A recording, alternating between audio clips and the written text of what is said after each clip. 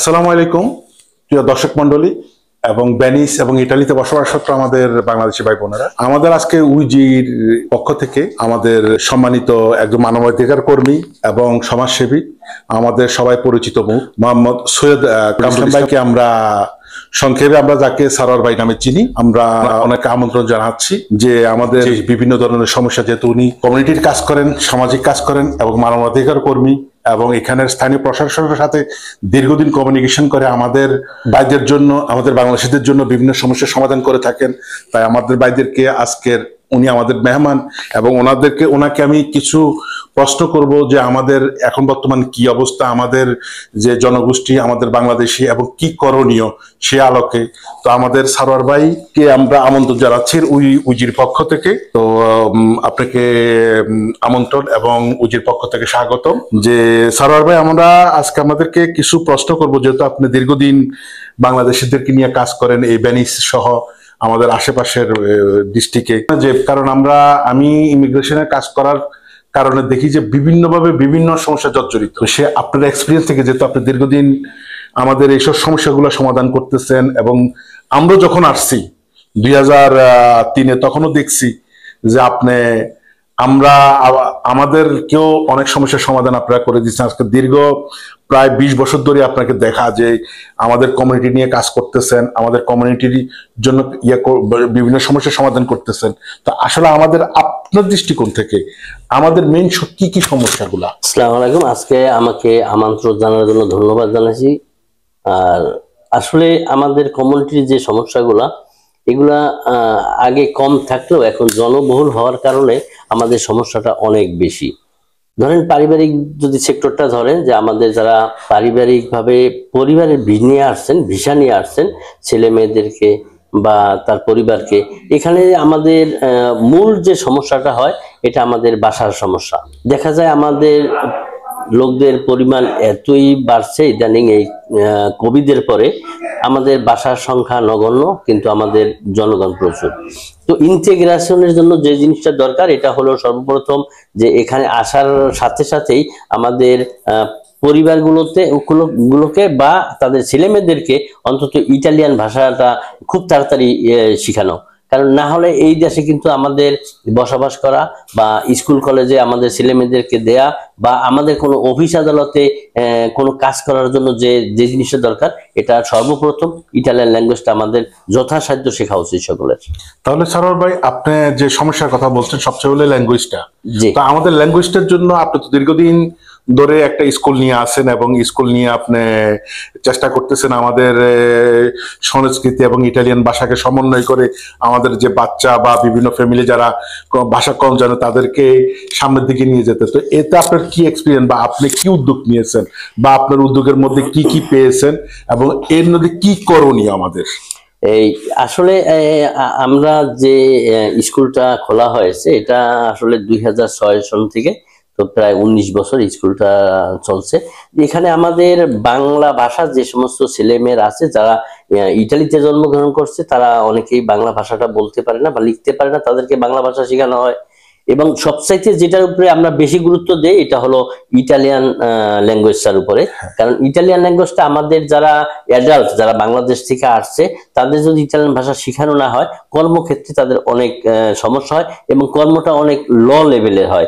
এই কারণে ভাষাটা শিখলে তারা যদি ল লেভেল থেকে শুরু করে, দেখা যায় 3 থেকে 6 মাসের মধ্যে একটা হায়ার লেভেলের কাজ পাওয়ার একটা যোগ্যতা অর্জন করতে পারে। কারণ এখন আমাদের কোভিডের পরে যে সমস্ত ইয়ং জেনারেশন বাংলাদেশ থেকে আসছে, তারা কিন্তু আমাদের যে শিক্ষাগত যোগ্যতা অনেক বেশি, যে কারণে তাদের একটা ল্যাঙ্গুয়েজ ক্যাপচার করতে কিন্তু খুব কম সময় লাগে।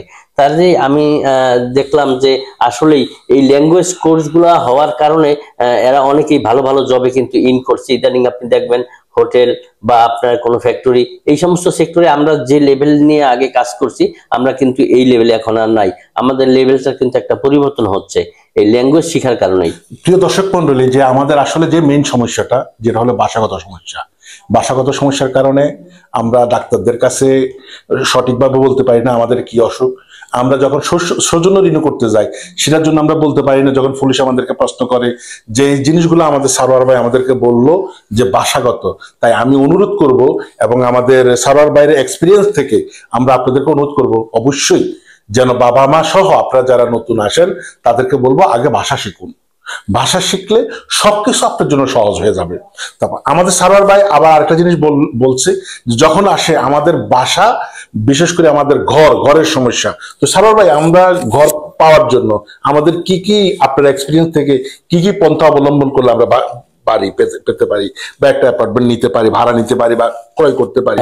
আমরা যদি ভেনিসের মেসরে বা মার্গারের কথা বলি, এখানে হচ্ছে কি আমরা আসলে একত্র থাকতে পছন্দ করি। এই যে একটা জিনিস, এটা আমাদের কালচার থেকে আসা। আসলে আমরা মেসরে এবং মার্গারা সেন্টার গুলোতেই আমরা বসবাস করতে পছন্দ করি, কিন্তু আমরা যদি একটু দূরে যাই, 2 কিলোমিটার দূরে যাই, তাহলে কিন্তু আমরা বাসাটা পাইতে সহজ হয়। কিন্তু আমরা এটা যাইতে চাই না, এটা আমাদের অবশ্যই যাওয়া উচিত। আরেক দিকে হলো যে আমরা যে আমাদের কর্মস্থল, বিশেষ করে ফিনকান্ট্রি বা এই রেস্টুরেন্ট ভেনিস, বিশেষ করে ভেনিস কেন্দ্রিক এই জিনিসগুলোর জন্য কিন্তু আমরা পছন্দ করি যাতে আমাদের কম সময় লাগে। এই কারণে কিন্তু আমরা সেন্টারে বসবাস করি, কিন্তু সেন্টারে কিন্তু এনাফ বাসা বাড়ি নাই। এই কারণে আমাদের উচিত একটু দূরে যাওয়া। এটা হয়তো আজকে এই সমস্যা আমাদের আছে, আমাদের হয়তো আর 2-4 বছর পরে এই সমস্যা থাকবে না, যেহেতু আমাদের একটা জেনারেশন এই সমস্ত জিনিস নিয়ে কাজ করতেছে। আমরা আশা করব যাতে এই সমস্যা আমাদের আর বেশি দিন না থাকে। তো সারোয়ার ভাই আরেকটা জিনিস দেখা যায় যে সবাই আমরা ভেনিসের দিকে চাই, কিন্তু অনেক সময় দেখা যায় যে ভেনিসের বাইরে ভাড়াও কম, তারপরে বাইরেও খুব সুন্দর সুন্দর বাড়ি পাওয়া যায়। তো এটা আপনার কি পরামর্শ আমাদের কমিউনিটির জন্য? আর আরেকটা জিনিস হলো যে বাসা তো বললাম ভাষা শেখার জন্য, সেটা একটা পরামর্শ দিলেন। আর বাইরের থেকে যেটা যদি শহরের একটু বাইরে যাওয়া যায় তাহলে কি কি সুযোগ সুবিধা থাকে যে বাড়ির যে পরিবেশগত, কারণ সবাই তো ভেনিস কেন্দ্রিক থাকতেছে মেসে মার্গারা, একটু বাইরে যাইলে আপনার কি এক্সপিরিয়েন্সের থেকে বা আপনার কি পরামর্শ? যেমন ধরেন আমিও কিন্তু এই মেসের সেন্টারে বসবাস করতাম, এখন এখান থেকে একটু দূরে থাকি, এখান থেকে 2 কিলোমিটার দূরে থাকি। ওই জায়গাটার পরিবেশ, হাওয়া বা গাছপালা বা বাগান, এই সমস্ত জিনিসটার পরিবেশটা এখান থেকে সেন্টার থেকে একটু ডিফারেন্স। আর আমরা সবাই জানি যে যেহেতু এই মার্গারাতে অনেক বড় বড় ফ্যাক্টরি আছে, এখানে আসলে এইভাবে ঘনবসতি ভাবে আমাদের না থাকাটাই ভালো। আমার মনে হয় বাইরে গেলে মানুষগুলো একটু সুস্থ বেশি থাকবে, আর আমরা একটু কম লোক থাকবো। যদি বাসা বেশি হয় তাহলে আমরা কিন্তু কম লোক বসবাস করতে পারি এবং বাসা বাড়িগুলো একটু সুন্দর রাখতে পারি, পরিষ্কার রাখতে পারি। তাহলে আমি বলবো এখান থেকে যদি আপনি, যেহেতু ভেনিস কাজ করি আমরা বেশিরভাগ, তো আমাদের যদি এখান থেকে যাইতে 20 মিনিট লাগে, আমরা যদি আর 10টা মিনিট আগে ঘুমের থেকে উঠি, তাহলে 10 মিনিট এখান থেকে রাস্তায় যাই, তাহলে আমরা একটু ভালো একটা পরিবেশ পাইতে পারি এবং আমাদের বাসা বাড়িগুলা পরিষ্কার পরিচ্ছন্ন রাখতে পারি। হ্যাঁ, প্রিয় দর্শক মন্ডলী এবং ভেনিসে বসবাসরত আমাদের ভাইদের উদ্দেশ্যে বলতেছি, এই যে আমাদের সারোয়ার ভাই ওনার এক্সপিরিয়েন্স থেকে যে জিনিসগুলো বললো খুবই ইম্পর্টেন্ট আমাদের ব্যক্তি জীবনে, সামাজিক জীবনে। প্রথম হলো আমরা ভাষা শিক্ষা, দ্বিতীয় হলো আমাদের বাসা বাড়ি। আমরা সবাই চাই ভেনিস কেন্দ্রে, কিন্তু ভেনিসে আপনার যে ইনকাম, এটা তো অবশ্যই ঠিক, যে ইনকাম, এই ইনকাম দিয়ে দেশের ফ্যামিলি চালানো, এখানে ফ্যামিলি চালানো সম্ভব না। কিন্তু একটু যদি আমরা বাইরে যাই তাহলে তো অনেক কম খরচ আমরা থাকতে পারি। ওখানে ভাষা ভাড়া কম আছে, যে কারণে আমাদের জন্য একটু সুবিধা হয়। আমরা ভালো ফ্রিও থাকতে পারি, ভালো থাকতে পারি, ভালো পরিবেশে থাকতে পারি এবং পয়সাও সেভ করতে পারি, এবং সামাজিক সুবিধাও তো অনেক বেশি অবশ্যই থেকে। জি জি, এই জিনিসটা অবশ্যই খেয়াল রাখবেন ভাইরা, কারণ আপনার সামাজিকতা এবং আপনার যেই থাকার কারণে আপনার বাচ্চারাও মানসিকভাবে, পরিবেশগত কারণে আপনার বাচ্চারা ভালো হবে বা খারাপ হবে সেটা নির্ভর করে আপনার উপর। আজকে আমাদের আসলে এই আলোচনায় একমাত্র এই কারণেই যে আমরা আমাদের যে কমিউনিটিকে একটু স্মরণ করিয়ে দেওয়া, যেন আমাদের কমিউনিটিটা খুব সুন্দরভাবে, কারণ আমাদের সারোয়ার ভাই দীর্ঘ 24 বছর, আমি 2003 থেকে এই পর্যন্ত ওনাকে চিনি এবং দেখে আসছি, আর দীর্ঘ 24 বছরের উপরে উনি কমিউনিটির সেবা করতেছেন। তো এই ওনার থেকে যে পরামর্শগুলো আমরা পাচ্ছি, এটা আমাদের জন্য খুবই জরুরি। আপনারা যদি এই জিনিসগুলো, যারা আমাদের, যেমন আমাদের সারোয়ার ভাই আছেন, আরো অনেক ভাই আছেন, তবে বিশেষ করে সারোয়ার ভাই হলো সবচেয়ে পুরানো, যেহেতু উনি কমিউনিটি কাজ করেন এবং মানুষের হেল্পিং এর জন্য কাজ করেন। সেই দীর্ঘ প্রথম থেকে, যখন থেকে আমি ওনাকে চিনি তখন থেকে আমরা ওনার থেকে অনেক পরামর্শ নিয়ে আমাদের সৌজন্য ব্যাপারে বিভিন্ন ব্যাপারে আমরা ওনাদের থেকে সাহায্য পেয়েছি 2004, 5, 6 দিকে। আমরা সবসময় কোনো কিছু লাগলে আমরা দৌড়ি সারোয়ার ভাইয়ের কাছে যাইতাম, কারণ তখন সারোয়ার ভাই দোকান ছিল। তো সারোয়ার ভাই আমাদেরকে যেই পরামর্শগুলো দিচ্ছে এটা আমাদের খুবই জরুরি। কারণ দেখা যায় যে সারোয়ার ভাই আরো একটা সমস্যা, যে এই যে মেসেজ আমরা একসাথে থাকি, বাচ্চাদের বিশেষ করে বাচ্চাদের কি কি সমস্যার মধ্যে পড়তে হয়, যারা এই নতুন বাচ্চা আছে পড়ালেখার দিক দিয়ে, সামাজিকতার দিক দিয়ে কি কি সমস্যার মধ্যে সম্মুখীন হয়, আপনি যদি এই ব্যাপারে একটু বলেন। এখানে দেখা যায় লেখাপড়ার ব্যাপারটা, আমাদের যে ছেলেমেয়েরা আছে এখানে যারা বড় হচ্ছে, এরা যদি লেখাপড়া করে এবং ভালো লেখাপড়া করতে চায়, যদি আমরা বাসার মধ্যে বেশি লোক থাকি, তাহলে সমস্যা হয় যে ওরা আসলে পড়ায় ডিস্টার্ব হয়, ও কিন্তু ভালো করে একটা পরিবেশ পাচ্ছে না লেখাপড়ার জন্য। যেই কারণে আমাদের উচিত আসলে বাসা একটা পরিবেশ রাখতে হবে লেখাপড়ার জন্য, একটা টেবিল, পড়া ও যাতে 2 ঘন্টা পড়তে পারে, 3 ঘন্টা পড়তে পারে রোজ। এই ধরনের একটা পরিবেশ না হলে আসলে কিন্তু লেখাপড়াটা আমাদের মানটা খুব একটা ভালো হবে না।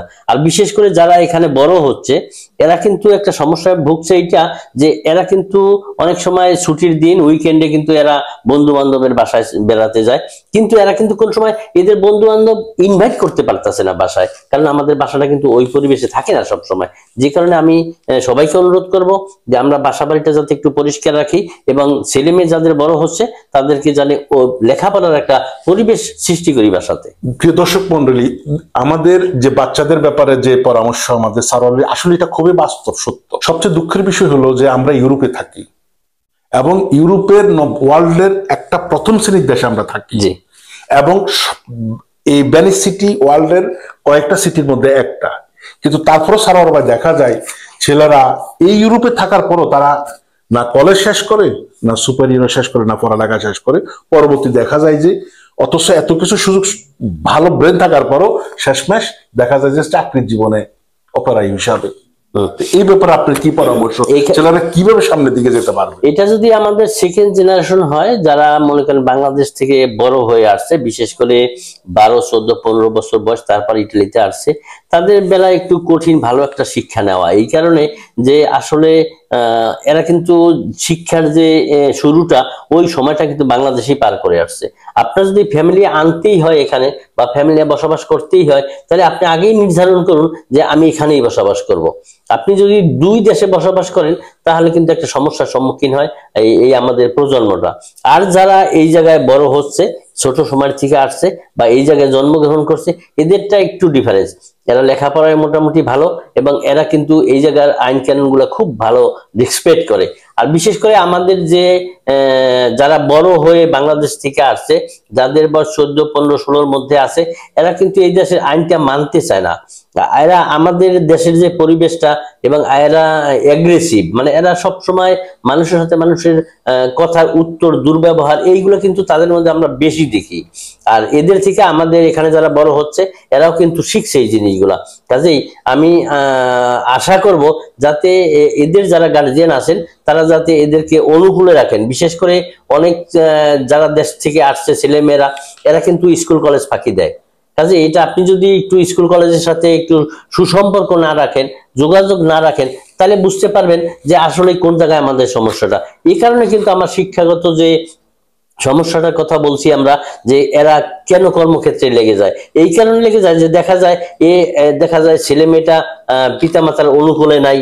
কাজেই 18 বছর পার হইলে সে কাজ করতে পারে, সে আউটোনমাস, সে নিজের ইচ্ছা মতো সবকিছু করতে পারে।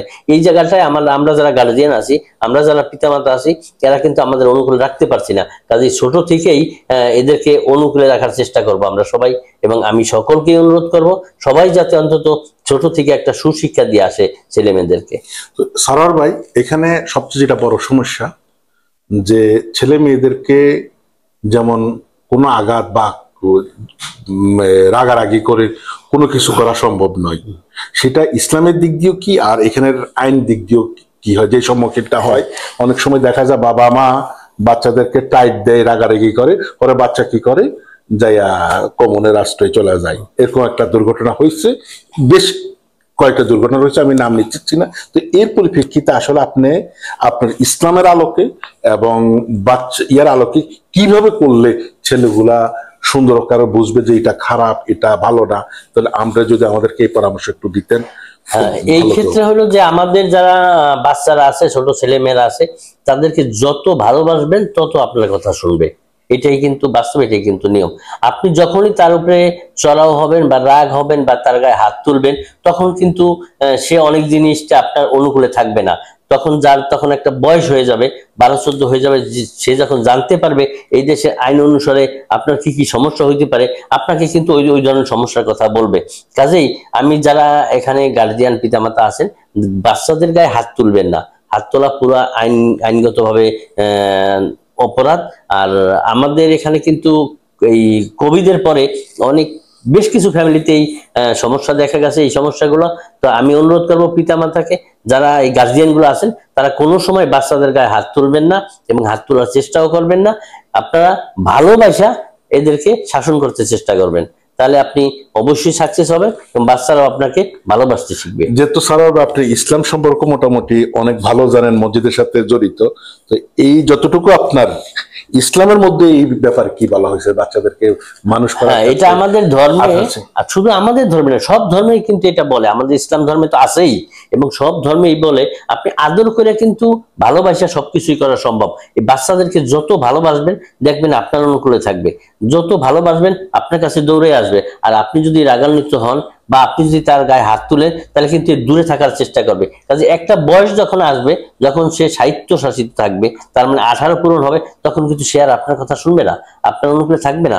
কাজেই আমাদের ধর্মীয়গত শিক্ষাটাও কিন্তু আমাদের খুবই জরুরি। ছোট সময় থেকে বড় হয়ে গেল না, একটা গাছ যখন আপনি রোপণ করবেন, গাছ রোপণ করার সাথে সাথে কিন্তু দেখবেন আমাদের দেশে সাথে একটা কঞ্চা দেওয়া যায়। কি কারণে দেয়? যাতে আমাদের গাছটা সোজা থাকে। কাজেই আমাদের ছেলে মেয়ে যারা আছে এখানে, যারা বড় হচ্ছে, তাদেরকে অবশ্যই ইসলামিক শিক্ষা দেওয়াটা আমি উচিত, এবং আমাদের এটা খুবই প্রয়োজন। আর যদি ইসলামিক শিক্ষাটা আমাদের মধ্যে না থাকে, অদূর ভবিষ্যতে কিন্তু আমাদের মধ্যে রেসপেক্টটাও থাকবে না। প্রিয় দর্শক মন্ডলী, আসলে আমাদের যে বাচ্চাদের যে মেইন সমস্যা, যে সামাজিক অবক্ষয় এখন বাচ্চাদের মধ্যে দেখা যায়। আমরা ইউরোপে একটা নামকরা স্থিতিতে থাকার পরও আমরা বিভিন্ন সমস্যার মধ্যে সম্মুখীন হচ্ছি। বিশেষ করে বাচ্চারা পড়ালেখা করে না, শেষমেশ কি হয়, একজন অপেরাইও হয়। তো অপেরায় যদি হতে হয় তাহলে ইউরোপ আসার তো কোনো প্রয়োজন ছিল না। তাই আমাদের এই যে সারোয়ার ভাই, ওনার এক্সপিরিয়েন্স থেকে এই যে এত সুন্দর করে পরামর্শ দিয়েছেন, আশা করি যারা বাবা মা, যারা ফ্যামিলি আনবেন, যারা ফ্যামিলি আনছেন, যাদের সন্তান ছোট বা বড়, আমি আশা করব যে এই পরামর্শগুলা শুনবেন। তাহলে আশা করি ইনশাল্লাহ আপনাদের সমস্যা সমাধান হবে, বাচ্চারাও উচ্ছৃঙ্খল হবে না, বাচ্চারা আপনাদের কথা মতন চলবে। যদি আপনি সুন্দর করে, যে আমাদের সারোয়ার ভাই বললেন, ইসলামও একই জিনিস, আমাদের নবী করিম সাল্লাল্লাহু আলাইহি ওয়াসাল্লাম বলেছেন বাচ্চাদেরকে আদর করতে। যদি আদর করে আপনি বুঝে দিতে পারেন যে এটা খারাপ, এটা ভালো, এই জিনিসটা যদি আপনি তাকে বুঝ দিতে পারেন, তাহলে আশা করি মনে হয় না আপনাকে আর রাগারাগি করতে হবে বা ডাক দিতে হবে। আর তাদেরকে যথোপযুক্ত পরিবেশ দিবেন, যেটা বারবার সারোয়ার ভাই আমাদেরকে বলছে যে তাদেরকে পরিবেশ দেওয়ার জন্য। আর পরিবেশ দেওয়ার জন্য যে সবাইকে যে ব্যানিশ থাকতে হবে, আমরা জানি যে কত টাকা, হয়তো 1500, গড়ে বেশিরভাগই 1500-1600 টাকা বেতন পায়। হয়তো রেস্টুরেন্টে যারা পায়, হয়তো কচিত 2-1 2000-এর উপরে পায়। তাহলে এই 1500-1600-র মধ্যে চলতে গেলে ম্যাচটা শহরে থাকলে চলা সম্ভব নয়। তাহলে আপনাকে কি করতে হবে? ড্রাইভিং শিখতে হবে। প্রথমত সারোয়ার ভাই বলছে ভাষাটা শিখতে হবে। ভাষা শিখলে আপনি সবকিছু সুন্দরভাবে করতে পারবেন। তারপরে আপনাকে ড্রাইভিং শিখতে হবে, যেটা সারোয়ার ভাইয়ের ড্রাইভিংও খুব জরুরি। তাহলে আপনি একটু যদি শহরের বাইরে থাকেন, তাহলে খুব স্বল্প খরচে 3টা জিনিস পাই। এক হচ্ছে ভাষা, খুব সুন্দরভাবে পরিবেশগত থাকতে পারে, খরচও কম, বাচ্চাদেরকে যেটা ইয়ে করতে পারে, যেটা আপনি বললেন যে খুবই জরুরি সারোয়ার ভাই। এবার সর্বশেষ যেটা আমাদের সারোয়ার ভাই আমাদের সবচেয়ে, যে তখন থেকে দেখে আসছি এই জিনিসগুলা করেন, যেটা হলো আসলে আমরা যত কিছুই করি, আমাদেরকে একদিন চলে যেতে হবে, আমাদেরকে একদিন বিদায় নিতে হবে। কে কখন কিভাবে বিদায় নেয় সেটা আল্লাহ মালুম জানেন। সে বিদায়ের বেলা যে কাজগুলা করতে হয় আমরা দেখেছি। আজকে দীর্ঘ 21 বছর ধরে যখন থেকে সারোয়ার ভাইয়ের সাথে পরিচয় এবং জানাশোনা শুনছি, সব সময় যখনই ভ্যানিসের আশেপাশে দেখছি যেই দুনিয়া থেকে বিদায় নিচ্ছে, তার সেই বিদায়ের যাত্রা, বিদায়ের জন্য যা কিছু আনুষঙ্গিক করার সবকিছু দেখেছি সারোয়ার ভাই সবার আগে আসছে। অ্যারেঞ্জ, যেটা অর্গানাইজ করা, দেশে লাশ পাঠানো, দেশে ওনাকে গোসল করা, জানাজা করা। তো এই ব্যাপারে আমরা সারোয়ার ভাই বর্তমান কি পরিকল্পনা, ভবিষ্যতে ওনাদের কি পরিকল্পনা, বা আমরা কিভাবে সহজভাবে এখানে বা কবর দেওয়া আমাদের জন্য কিভাবে সহজ, না দেশে পাঠাই দেওয়া কিভাবে সহজ, আশা করি সারোয়ার ভাই আমাদের এই ব্যাপারে আপনার এক্সপিরিয়েন্স থেকে, যেহেতু আপনি দীর্ঘ 21 বছর দেখেছি, আপনার এর এটাই সবচেয়ে বেশি করছেন একজনের শেষ যাত্রা, যেটা সবচেয়ে আসল জিনিস, যে সব লাস্ট শেষ যাত্রায় যে সহযোগিতাটা, এটা আপনি দীর্ঘদিন করে আসছেন। তো আপনার এক্সপিরিয়েন্স থেকে আমাদেরকে একটু যদি বলেন এই ব্যাপারে। এই ক্ষেত্রে যদি হয়, যেমন দেখা যায় যে আমাদের সময় যারা ইউরোপে আসছে বা ইটালিতে আসছে, আমাদের একটা বয়স হয়েছে, তো এই বয়সের মানুষগুলাই আগে যায়, একটা সিরিয়াল সিস্টেম। তো কে আগে যাবে পরে যাবে এটা কিন্তু ডিসিশন আল্লাহই দেয়। তারপরেও আমরা আমাদের হিসাব মতো বলি হয়তো বয়স হয়ে গেছে, আমি আগে চলে যাব। তো এই ক্ষেত্রে আমাদের যে ওল্ড জেনারেশন, যারা আমাদের ওই 90 দশকে বা 80 দশকে যারা আসছে, এরা এই মারা যাওয়ার পরে এদেরকে দেশেই পাঠানো হয়। কারণ কি, আমাদের দেশে যে আত্মীয় স্বজন থাকে, ভাই বেরাদার থাকে, বা আশপাশে যারা থাকে, সবাই একবার দেখতে চায়। এই কারণে আমাদের এই লাশগুলো দেশে পাঠানো হয়। আর যারা এই ইটালিতে যারা দেখা যায় যে আপনার জন্ম হয়েছে বা ইটালিতে একটু বড় হয়েছে, এরা যখন মারা যায় এই জায়গায়, তো এদের কবরটা ঠিক ইটালিতেই দেওয়া হয়। আমি যদি ভেনিসের কথা বলি, ভেনিসে আমাদের একটা মুসলিম কবরস্থান আছে। এই কবরস্থানে আমরা বাঙালি কমিউনিটির প্রথম যে বাচ্চাটা কবর দেওয়া হয়, এটা 2010 সনে দেওয়া হয়। এরপরে আস্তে আস্তে আস্তে আস্তে এই স্থানটা আমাদের মুসলিম কমিউনিটির নামে দেওয়া হয়। দেওয়ার পরে এখানে এখন কিন্তু আমাদের কবরস্থানে কোনো জায়গা নাই বললেই চলে। তো এখানে এখন নতুন করে আমাদের যে এখানে মসজিদ কমিটি আছে, যারা প্রভিন্সিয়ালে যে কমিটিটা আছে মার্গারাতে, ওরা কিন্তু 1.5 বছর আগে এই রিকোয়েস্টটা করা হয়েছে, যাতে আমাদের কমিউনি ভেনিসের আয়তাধীন একটা মুসলিম কবরস্থান দেওয়া হয়। যেহেতু আমাদেরকে যে জায়গাটা দেওয়া হয়েছে এটা আমাদের টোটাল কমপ্লিট। এখন কিছু কিছু লাশ উঠানের পরে আবার ওখানে কবর দিবে, এইভাবে ওদের সাথে কথাবার্তা হচ্ছে বা কথাবার্তা চলছে। কিন্তু আমাদের যে চাওয়াটা ওদের কাছে, এটা হলো আমাদের জন্য আলাদা করে আরো বড় আকারে জায়গা দেওয়া উচিত কবরস্থানের জন্য। এই কারণে যে আমাদের একটা কমিউনিটি, আমাদের শুধু বাংলাদেশি না, এবং মুসলিম যারা আছেন এই ভেনিসে বসবাস করে, তাদের জন্য একটা জায়গা কমিউনিটি দেওয়া উচিত। এই কারণে যে আমাদের সংখ্যা কিন্তু দিন দিন বাড়ছে। আর এই গোসল করানোর ব্যাপারটা আসলে আমাদের যে সকল মসজিদগুলো আছে বাঙালি কমিউনিটির আয়তাধীন বা বাঙালি কমিউনিটির বাহিরে যে সমস্ত মসজিদগুলো আছে, অবশ্যই উচিত প্রত্যেকটা মসজিদে যাতে অন্তত 2-4-5 জনে এই কাজগুলো শিখে, এবং যখন আমাদের প্রয়োজন, যখন আমাদের দরকার, তখন যাতে এই লোকগুলো পাওয়া যায়। কারণ কি, আমরা সবাই কিন্তু কর্ম করতে আসছি, সবাই কর্ম করি, তাই কর্মের ফাঁকে ফাঁকে আমরা যদি এই কাজগুলো করি, অন্তত আমরা চলে যাওয়ার পরে আখিরাতে যে একটা আমাদের সেফলি, যে আমাদের আখিরাতে আমাদের কি বিচার হবে, কার কি হবে না হবে, ওই জায়গাটার মধ্যে আমাদের তো কিছু নিয়ে যাওয়া উচিত। দুনিয়াতে যদি আমি ভালো কোনো কাজ না করি, তাহলে আমার ওই সময় তো আমার অ্যাসেট কিছু থাকতেছে না। তো আমি আসলে কিন্তু এই জন্যই, যেমন আমাদের মেসরে যে বড় মসজিদটা আছে, বাইতুল মামুর জামে মসজিদ, এই মসজিদে যে ইমাম আছেন এবং ওখানে কয়েকজন আছেন যারা আমাকে ইদানিং সহযোগিতা করছেন এই গোসলের ব্যাপারটা, আমি আসলে তাদেরকে ডাক দিলেই পাই কি এরকম, যাতে আমি প্রত্যেকটা মসজিদে এরকম 2-4-5 জন যাতে অন্তত লোকগুলা পাওয়া যায়, তাহলে আমাদের জন্য একটু সুবিধা হয়। আর আরেকটা অনুরোধ করব আমি, আমাদের যেই কটা বাঙালি কমিউনিটির আয়তাধীন মসজিদ আছে, এই মসজিদের যারা ইমাম আছেন, দয়া করে আপনারা ইটালিয়ান ভাষাটা একটু গুরুত্ব সহকারে শিখবেন। তাহলে আপনাদের জন্য ভালো হবে এবং আমাদের কমিউনিটির জন্য ভালো হবে। কারণ ইটালির প্রশাসন বা ইটালির সাংবাদিক আপনাকে যখন, একটা ইমামকে যখন জিজ্ঞেস করা হয় কোনো কিছু, তখন সে এইটার উত্তর দিতে পারে না, কারণ সে ল্যাঙ্গুয়েজ জানে না। তো আমি অনুরোধ করব প্রত্যেকটা মসজিদের ইমামকে, আপনারা ইটালিয়ান ভাষাটা আপনাদের আয়ত্তে আনুন, যাতে আপনি প্রত্যেকটা কথা ইটালিয়ান ভাষায় বলতে পারেন। এবং শুক্রবার দিন, বিশেষ করে শুক্রবার দিন আপনি যখন বয়ান দেন, এই বয়ানটা যাতে আপনি একটা অংশ অন্তত ইটালিয়ান ভাষায় দেন, তাতে কি আমাদের ইন্টিগ্রেশন করতে সুবিধা হবে। ধন্যবাদ। প্রিয় দর্শক মন্ডলী, আমরা শেষ পর্যায়ে আমরা যে আমাদের শেষ যাত্রা এ সম্পর্কে আমাদের কি করণীয় একটা কবরস্থানের জন্য আসলে আলোচনা করলে তো অনেক কিছুই আসে, এবং অনেক সময় হয়তো অনেকে মনে করবেন যে আমরা বিভক্ত, কিন্তু আমাদের সবচেয়ে বড় দুঃখের বিষয় হলো সরোয়ার ভাই, আমাদের এখানে সবাই বিভক্ত, মসজিদ নিয়ে বিভক্ত। যদি সবাই একসাথে একই আওয়াজে আসে, অবশ্যই এখানে স্থানীয় প্রশাসন আমাদেরকে সবকিছু দিতে বাধ্য এবং সবকিছু দিতে তারা প্রস্তুত। কারণ বর্তমান প্রজন্মের বা পুরান প্রজন্মের বেশিরভাগই ইটালিয়ান নাগরিক। তো সুতরাং যেহেতু এরা ইটালিয়ান নাগরিকের জন্য ইটালিয়ান নাগরিক অবশ্যই দিবে। এখন সবচেয়ে বড় সমস্যা কি সারোয়ার, যার কারণে আমি আলোচনা করতে চাই না, যেহেতু আপনার অনুরোধ করছেন। তো সারোয়ার ভাইয়ের কথা সম্পূর্ণ সঠিক। আমি সামাজিক যোগাযোগের মাধ্যমে সবার কাছে একটা আবেদন করব যে আমাদের ভাইরা বলছেন সবাই একসাথে একই মিলে আপনারা যে মসজিদের পরিচালনা করেন, এতে কোনো সমস্যা নাই, সবাই একসাথে একই মিলে আওয়াজ উঠান। আশা করি সমস্যার সমাধান অবশ্যই সহজে করা যাবে।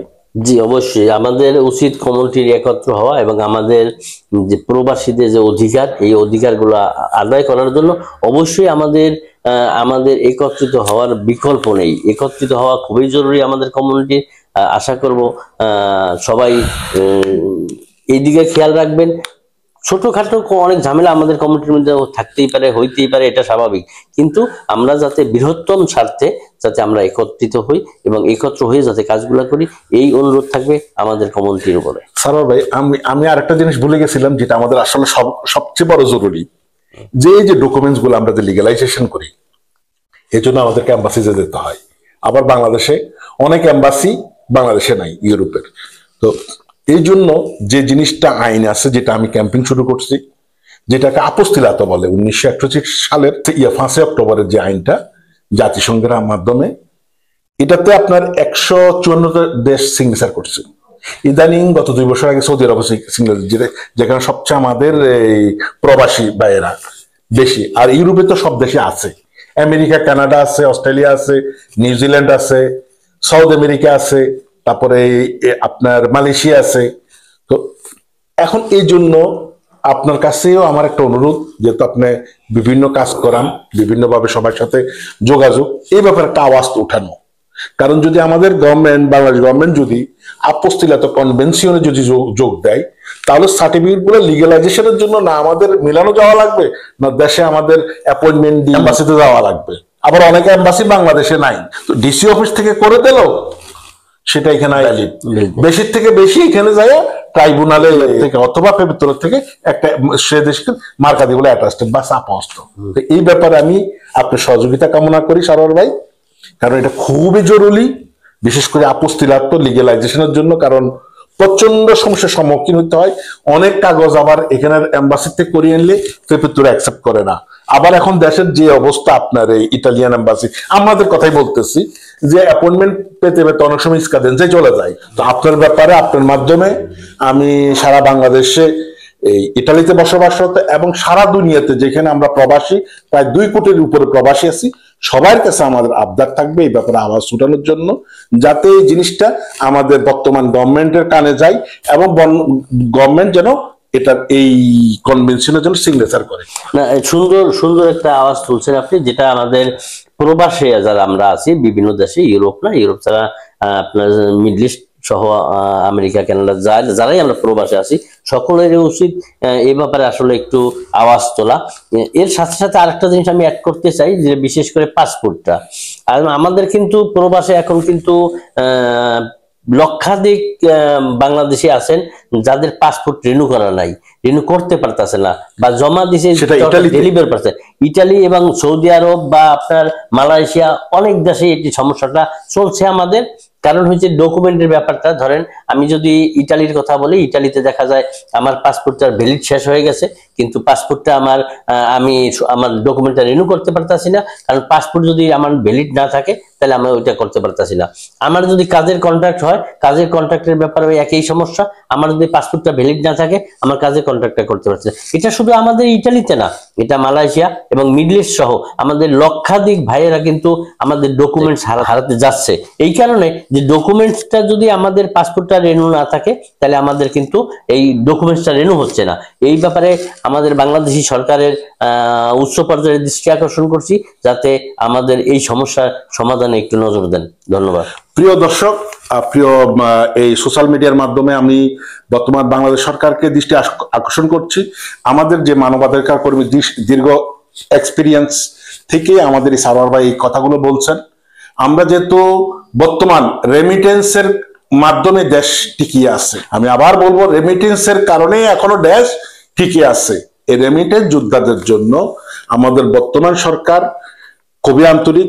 আশা করব আমাদের সারোয়ার ভাই যে সমস্যার কথা বলছেন এবং আমি যে আপস্তিলাতর কথা বলেছি, যেন এটা আমাদের বাংলাদেশ গভর্নমেন্ট পাসপোর্ট যেন খুব সমস্যার সমাধান করে দেয় তাড়াতাড়ি, এবং আপস্তিলাতর জন্য যেন কনভেনশনের সাথে সিগনেচার করে, তাহলে আমাদের এই যে দীর্ঘ প্রবাদ জীবনের অনেক কষ্ট লাঘব হবে করে। আর আমাদেরকে আজকে সারোয়ার ভাই সময় দেওয়ার জন্য উইজির পক্ষ থেকে, ইউনিয়ন ইস্তেনার ইতালিয়ার পক্ষ থেকে আমি ধন্যবাদ জানাচ্ছি সারোয়ার ভাইকে আমাদেরকে ওনার মূল্যবান সময় দেওয়ার জন্য। আমি ধন্যবাদ জানাচ্ছি। আমার পক্ষ থেকে আপনাদের দাওয়াতে আমি অংশগ্রহণ করতে পারি তো আনন্দিত এবং খুশি, এই কারণে যে আমাদের কমিউনিটির যে প্রচারটা এটা আমাদের খুবই জরুরি। আমাদের যে সমস্যাগুলা, এই সমস্যাগুলা অনেকে নিজের মধ্যে সীমাবদ্ধ থাকে, এটা যাতে সীমাবদ্ধ না থাকে, একে অপরের সাথে আপনারা আলোচনা করে, তাহলে আমাদের সমস্যার সমাধান অনেকটা শিথিল হবে। ধন্যবাদ জানাই সকলকে। এবং এই পুরো আজকের অনুষ্ঠান আমরা শেষ করতে সবাই শুভকামনা রেখে আবার আগামী পর্বে আপনাদের উপস্থিতি কামনা করে আজকের মতন আল্লাহ হাফিজ।